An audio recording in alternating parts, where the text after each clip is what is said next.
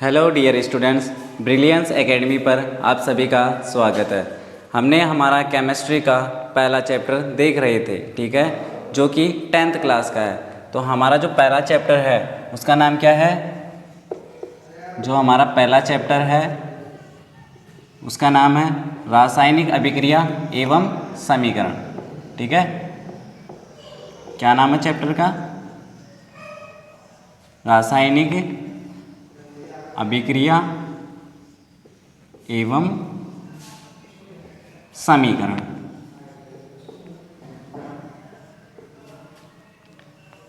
और इस चैप्टर के दौरान हमने क्या किया था? इससे पहले जो भी पढ़ा था उसमें हमने देखा था विस्थापन अभिक्रिया, और विस्थापन अभिक्रिया के बाद में द्विविस्थापन अभिक्रिया। आज हम पढ़ेंगे किसके बारे में? अवक्षेपण अभिक्रिया के बारे में। किसके बारे में? अवक्षेपण अभिक्रिया के बारे में। और ये हमारे किस नंबर की है? 7वें नंबर की रासायनिक अभिक्रिया।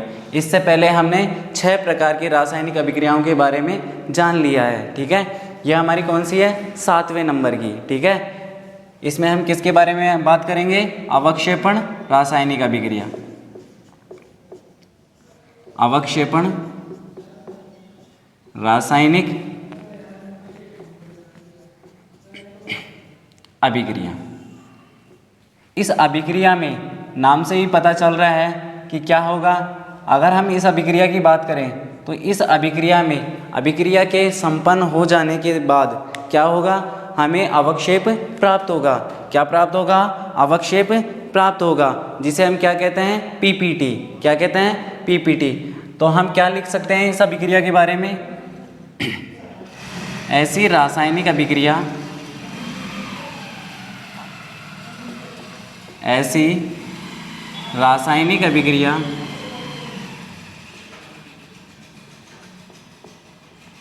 ऐसी रासायनिक अभिक्रिया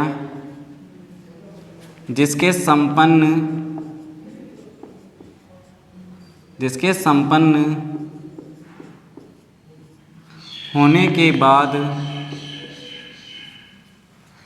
संपन्न होने के बाद हमें अवक्षेप प्राप्त होता है। अवक्षेप प्राप्त होता है। क्या होगा इस अभिक्रिया में? ऐसी रासायनिक अभिक्रिया जिसके संपन्न होने के बाद हमें अवक्षेप प्राप्त होता है, क्या कहलाएगी? अवक्षेपण रासायनिक अभिक्रिया। क्या कहलाएगी? अवक्षेपण रासायनिक अभिक्रिया।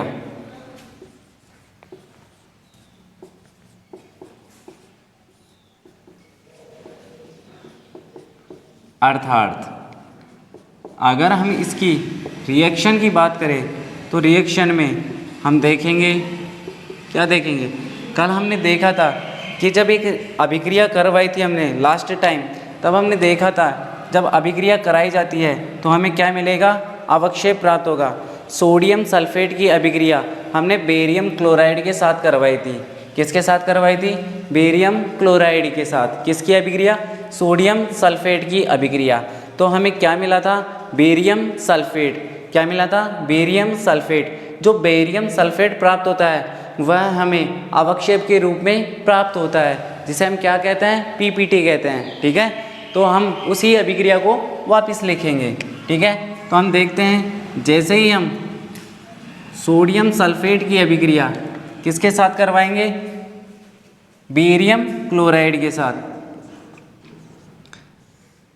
जैसे ही सोडियम सल्फेट की अभिक्रिया बेरियम क्लोराइड के साथ कराते हैं तो देखिए इसकी भौतिक अवस्था कैसी है?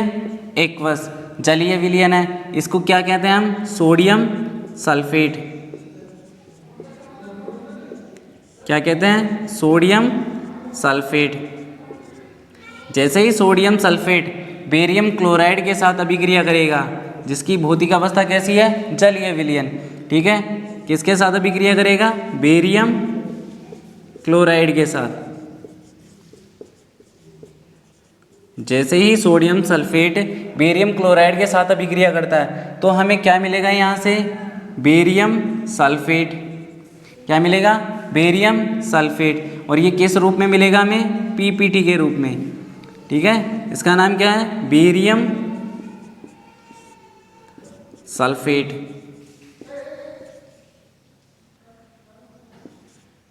बेरियम सल्फेट, और किस रूप में मिल रहा है ये हमें? अवक्षेप। ठीक है, और साथ में हमें क्या मिलेगा? NaCl। क्या मिलेगा? 2 अणु NaCl के, जिसे हम सोडियम क्लोराइड बोलते हैं। क्या बोलते हैं? Sodium chloride.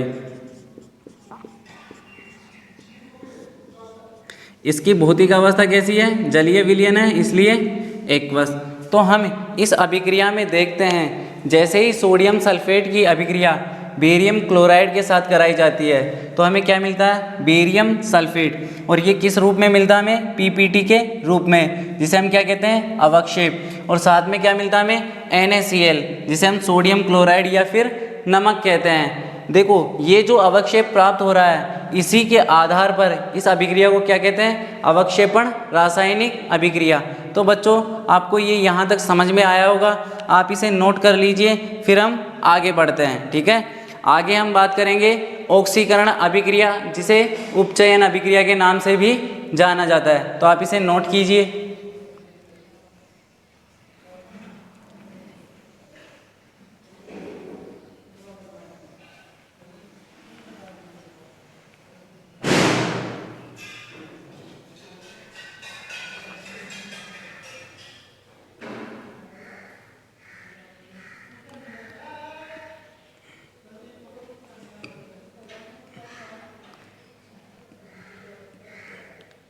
तो ठीक है बच्चों, आपने इसे नोट कर लिया होगा। अब हम आगे बढ़ते हैं। अब कौन सी अभिक्रिया आएगी? ऑक्सीकरण अभिक्रिया। ऑक्सीकरण अभिक्रिया, इसमें क्या होगा? ऑक्सीजन का जुड़ना होगा। ठीक है, ऑक्सीजन का जुड़ना या फिर हाइड्रोजन का निकलना। तो हमारी जो अभिक्रिया है आगे आने वाली, वो कितने नंबर की होगी? 8वें नंबर की। ठीक है, कितने नंबर की होगी? 8वें नंबर की। अगर हम 8वें नंबर की जो हमारी अभिक्रिया है उसका नाम की बात करें तो नाम क्या है इसका? ऑक्सीकरण। और इसी का दूसरा नाम क्या है? उपचयन। ऑक्सीकरण या फिर उपचयन अभिक्रिया। इस रासायनिक अभिक्रिया में ऑक्सीजन का जुड़ना होगा या फिर हाइड्रोजन का निकलना। तो हम इसे कैसे परिभाषित कर सकते हैं? हम लिख सकते हैं, ऐसी रासायनिक अभिक्रिया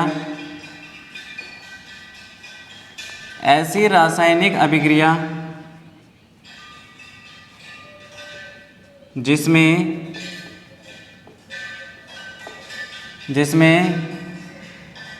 अभिक्रिया के दौरान,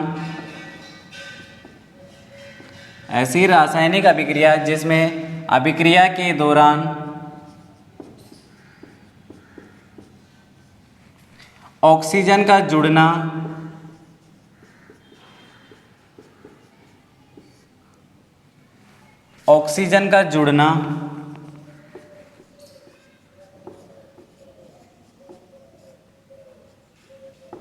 या हाइड्रोजन का निकलना, ऑक्सीजन का जुड़ना या हाइड्रोजन का निकलना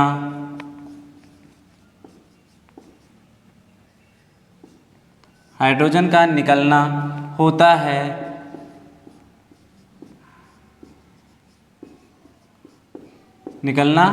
है, अर्थात ऐसी रासायनिक अभिक्रिया जिसमें जब अभिक्रिया हो रही होगी तो वहाँ पे या तो ऑक्सीजन जुड़े या फिर हाइड्रोजन निकल जाए, तो वो अभिक्रिया क्या कहलाती है? ऑक्सीकरण अभिक्रिया।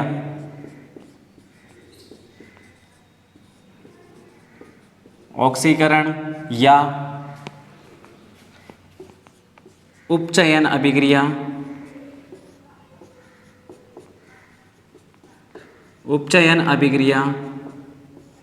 कहलाती है।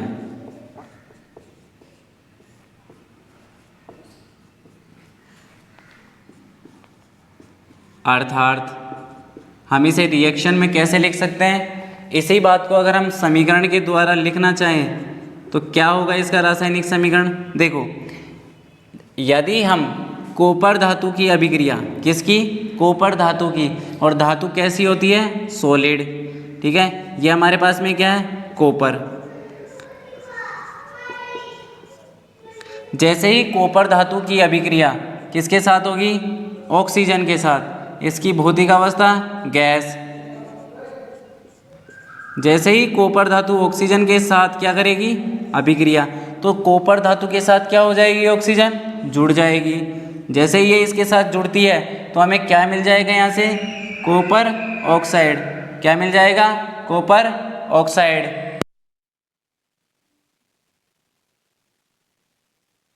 तो कॉपर ऑक्साइड मिल जाएगा।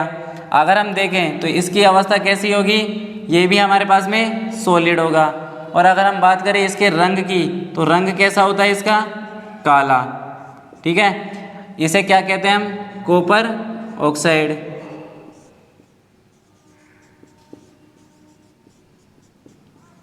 क्या कहते हैं? Copper oxide. क्या यह समीकरण संतुलित है? तो हम देखते हैं कि ये समीकरण, यहाँ कॉपर की संख्या 1 है, यहाँ कितनी है? 1 है। ये तो ठीक है। ऑक्सीजन के परमाणु कितने हैं? 2। यहाँ पे 1। बैलेंस करने के लिए 2 से मल्टीप्लाई। अब क्या हो गया? कॉपर अनबैलेंस हो गया, इसीलिए हम क्या करेंगे? 2 से मल्टीप्लाई करेंगे। तो अब अगर हम यहाँ देखें तो हम देखने पर प्राप्त होता है कि इस रासायनिक अभिक्रिया में क्या हो रहा है? कॉपर धातु के साथ ऑक्सीजन जुड़ रही है। अगर ऑक्सीजन जुड़ रही है तो ऑक्सीकरण कहलाएगा, ठीक है। कॉपर के साथ क्या जुड़ गई? ऑक्सीजन। क्या बन गया? Copper oxide. तो यह जो रासायनिक अभिक्रिया है क्या कहलाएगी? ऑक्सीकरण अभिक्रिया या फिर उपचयन अभिक्रिया। तो बच्चों आप इसे नोट कर लीजिए, फिर हम आगे बढ़ते हैं। अगर यहाँ तक किसी को कोई दिक्कत है समझने में तो आप हमें कमेंट करके बता सकते हैं, फिर आपकी समस्या का समाधान आपको कमेंट के ज़रिए ही मिल जाएगा, ठीक है। आप इसे नोट करो, फिर हम आगे बढ़ते हैं।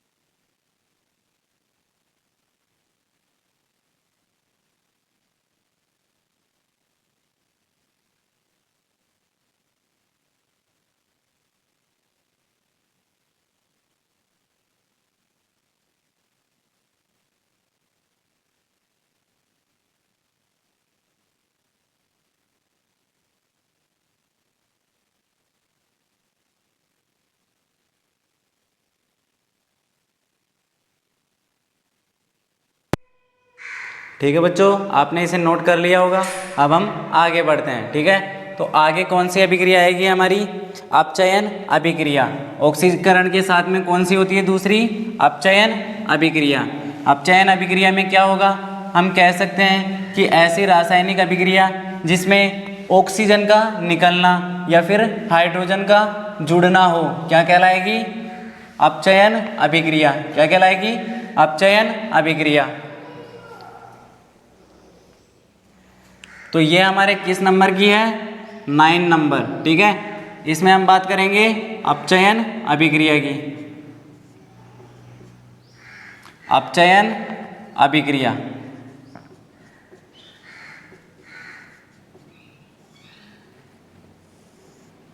अगर हम इसमें देखना चाहें तो क्या बन सकती है इसकी डेफिनेशन? कि ऐसी रासायनिक अभिक्रिया,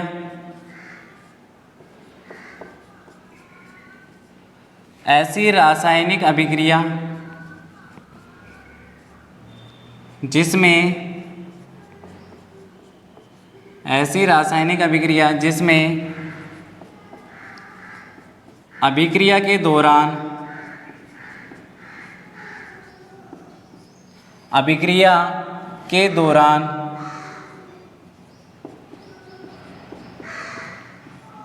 ऑक्सीजन का निकलना,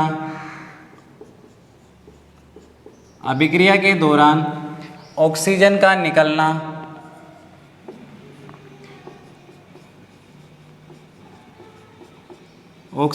निकलना या फिर हाइड्रोजन का जुड़ना,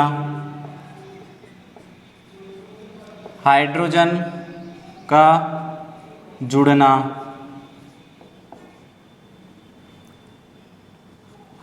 का जुड़ना हो, क्या कहलाती है? अपचयन अभिक्रिया। अपचयन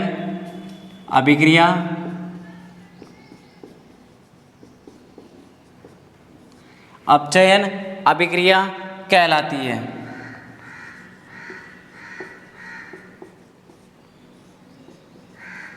अपचयन अभिक्रिया कहलाती है। अर्थात हमने क्या लिखा? एक ऐसी रासायनिक अभिक्रिया जिसमें अभिक्रिया के दौरान क्या होगा? या तो ऑक्सीजन बाहर निकलेगी या फिर हाइड्रोजन जुड़ेगी, तो हम उस अभिक्रिया को क्या कहेंगे? अपचयन अभिक्रिया। ठीक है। अगर हम रिएक्शन की बात करें तो हमारे पास में रिएक्शन क्या हो सकती है? ठीक है। अगर रिएक्शन की बात करें तो हम देखेंगे कि जैसे ही कॉपर ऑक्साइड, कॉपर ऑक्साइड, इसकी अभिक्रिया जैसे ही जल हाइड्रोजन गैस के साथ करवाते हैं, किसके साथ कराते हैं? हाइड्रोजन गैस के साथ, तो क्या होगा? अगर हम यहाँ से देखें तो हमें यहाँ से मिल जाएगा, ये ऑक्सीजन है, किसके साथ है? कॉपर धातु के साथ। इसे क्या कहेंगे हम? Copper oxide. क्या कहेंगे इसे? Copper oxide. ये किसके साथ क्रिया करेगा? हाइड्रोजन गैस के साथ। किसके साथ कर रहा है ये? हाइड्रोजन गैस के साथ। जैसे ही कॉपर ऑक्साइड हाइड्रोजन के साथ क्रिया करेगा तो क्या होगा? हमें यहाँ से मिल जाएगा जल। क्या मिल जाएगा? जल। और अलग क्या हो जाएगा? Cu। क्या निकल जाएगा?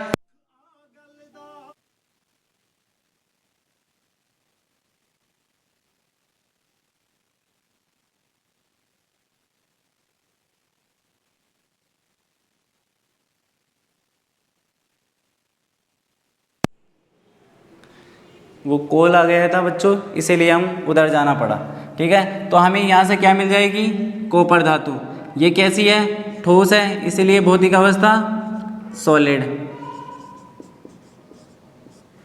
कॉपर धातु, ये हमारा क्या है? जल।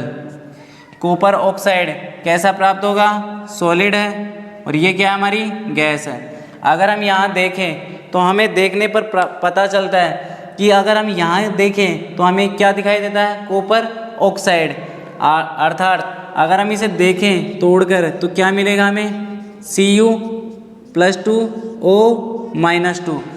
अगर इसी बात को हम यहाँ पे देखें तो यहाँ पे क्या है? कॉपर धातु ऑक्सीजन के साथ है यहाँ तो, लेकिन यहाँ पे क्या हो गया? ऑक्सीजन से अलग हो गया।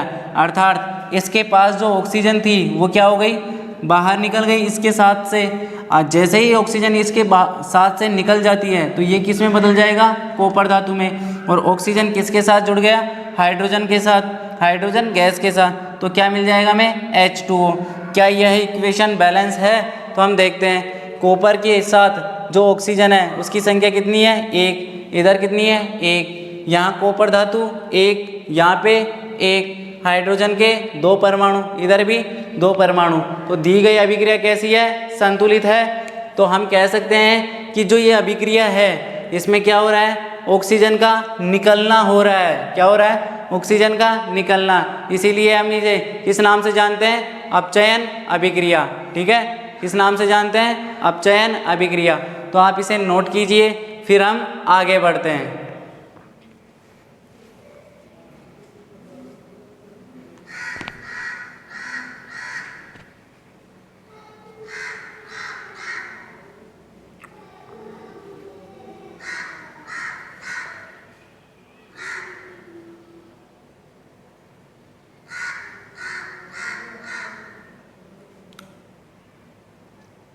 इसके बाद में फिर हमारी लास्ट अभिक्रिया बचेगी, जिसे किस नाम से जानते हैं हम?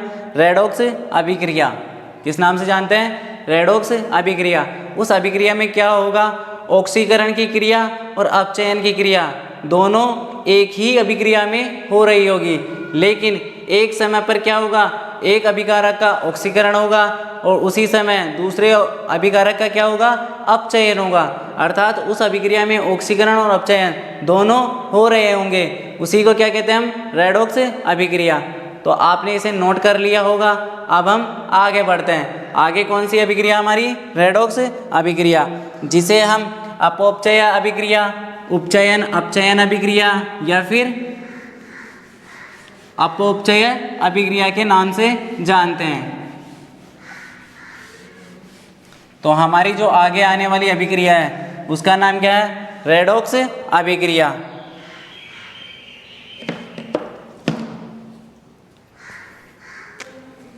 तो हमारे 10वें नंबर की रासायनिक अभिक्रिया क्या नाम है? रेडॉक्स। इसी को किस नाम से जानते हैं हम? अपौपचय। किस नाम से जानते हैं हम? अपौपचय। और इसी में क्या होता है? ऑक्सीकरण भी होता है और अपचयन भी होता है, इसलिए इसे ऑक्सीकरण अपचयन अभिक्रिया भी कहते हैं।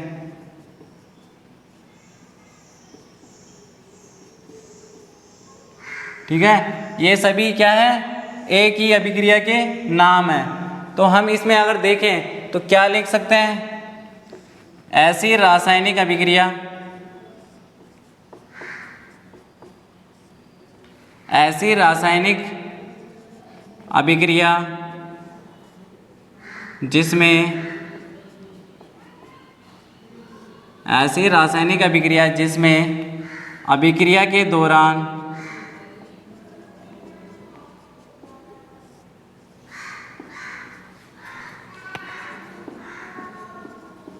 अभिक्रिया के दौरान किसी एक समय पर, अभिक्रिया के दौरान किसी एक समय पर, किसी एक समय पर एक अभिकारक का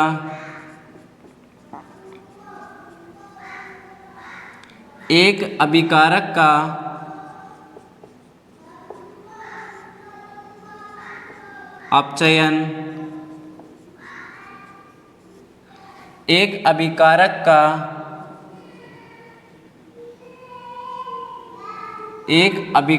का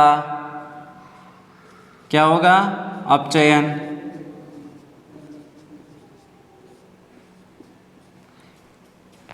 तथा ठीक उसी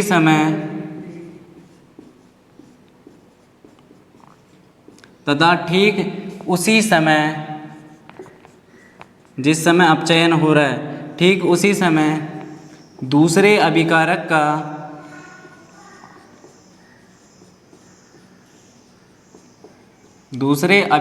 का क्या होगा? ऑक्सीकरण होगा। ठीक उसी समय दूसरे अभिकारक का ऑक्सीकरण होता है। क्या कहलाती है? रेडॉक्स अभिक्रिया कहलाती है। यह अभिक्रिया इम्पोर्टेंट है, एग्जाम में पूछी जाती है। रेडॉक्स अभिक्रिया या फिर अपौपचय अभिक्रिया, किसी भी नाम से आ सकती है। क्या कहलाती है? रेडॉक्स अभिक्रिया कहलाती है। अर्थात अगर हम रिएक्शन देखें, ठीक है, तो यहाँ पर हम जो पिछली वाली रिएक्शन थी वो लिख सकते हैं। ठीक है, वो लिख सकते हैं। देखिए, जैसे ही हम कॉपर ऑक्साइड है, ठीक है, कॉपर ऑक्साइड की अभिक्रिया हम किसके साथ कराते हैं? हाइड्रोजन गैस के साथ। ठीक है, किसके साथ कराते हैं? हाइड्रोजन गैस के साथ। तो क्या होगा? हमें क्या क्या मिल रहा था? हमें मिल रहा था कॉपर। कॉपर क्या थी? धातु। और साथ में हमें क्या मिल रहा था? जल। ठीक है, क्या मिल रहा था? जल। तो अगर हम यहाँ देखें, 1 मिनट बच्चों, कॉल आ रहा है।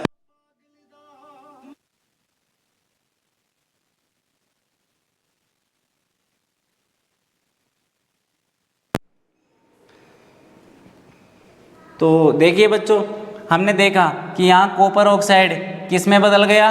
कॉपर में बदल गया। तो यहाँ से क्या हुआ? ऑक्सीजन निकल गई। तो हमने देखा, तो यहाँ पे किस में बदल गया? ये कॉपर में। तो हमने ये देखा था कि ऑक्सीजन का निकलना क्या कहलाता है? अपचयन। तो यहाँ पे ऑक्सीजन निकल रही है, इसीलिए ये वाली अभिक्रिया को क्या कहलाएगी? अपचयन। ठीक है, अपचयन। ठीक है, लेकिन यहाँ पे हाइड्रोजन है, हाइड्रोजन के साथ में क्या हो रहा है? ऑक्सीजन जुड़ रही है। हमने ये कहा था कि यदि ऑक्सीजन जुड़ती है तो क्या होगा? ऑक्सीकरण होता है, और अगर ऑक्सीजन निकलती है तो क्या होता है? अपचयन होता है। ठीक है, तो अगर हम यहाँ पे बात करें किसकी? हाइड्रोजन के साथ क्या हो रहा है? ऑक्सीजन जुड़ रही है, तो यहाँ पे क्या होगा? ऑक्सीकरण होगा। क्या होगा? ऑक्सीकरण होगा।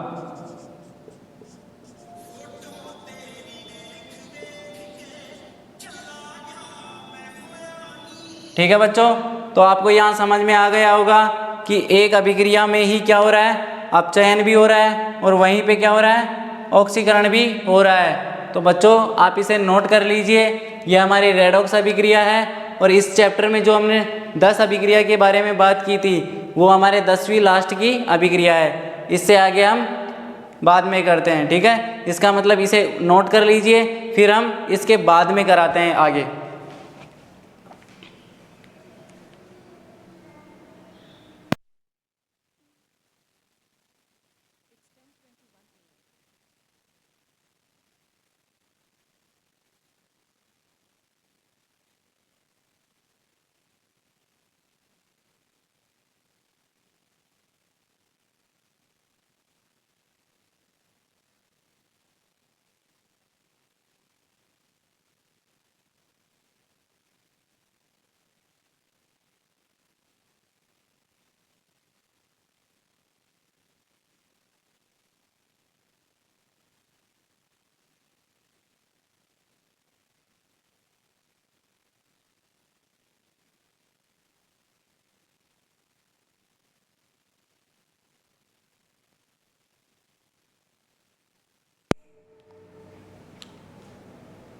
तो ठीक है बच्चों, आपने इसे रिकॉर्ड कर लिया होगा, नोट कर लिया होगा।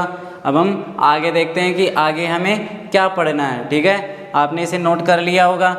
अब हम देखेंगे कि जो ऑक्सीकरण अभिक्रिया है, तो ऑक्सीकरण अभिक्रिया जब होती है तो उसके हमें क्या क्या प्रभाव देखने को मिलते हैं। तो देखिए, अगर कोई पदार्थ है तो वो पदार्थ हमें किसका काम करेगा? अभिकारक का। अगर अभिकारक ऑक्सीजन के साथ क्रिया करेगा तो क्या होगी वहाँ पे?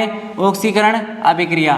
तो ऑक्सीकरण अभिक्रिया यदि कहीं पे होती है तो उसके हमें क्या क्या प्रभाव देखने को मिलते हैं। तो उसमें हम देखेंगे, एक तो संक्षारण और दूसरा विकृत गंधिता।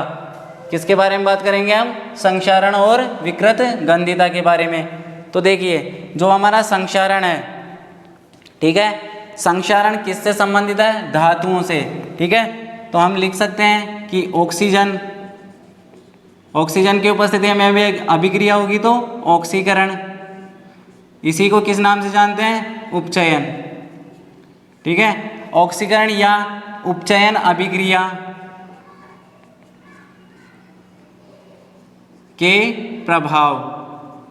अगर हम बात करें ऑक्सीकरण अभिक्रिया के प्रभाव, तो हमें ये कहाँ कहाँ दिखाई देते हैं? तो इसी से संबंधित हमारे 2 टॉपिक है आगे। ठीक है, एक पढ़ेंगे हम संक्षारण, और संक्षारण कहाँ देखने को मिलता है हमें? धातुओं में। ठीक है, और दूसरा हमारा क्या है? विकृत गंधिता। क्या है? विकृत गंधिता। ये हमारे कहाँ देखने को मिलता है? खाद्य पदार्थों में।